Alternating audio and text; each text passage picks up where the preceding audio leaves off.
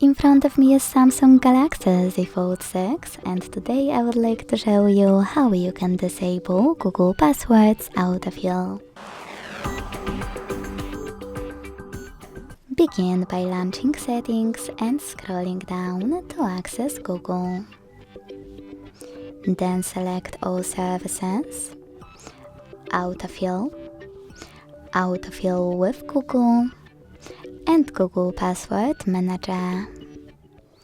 Finally, you can click on Settings at the bottom right corner and click on this switcher next to Auto Sign In to disable it.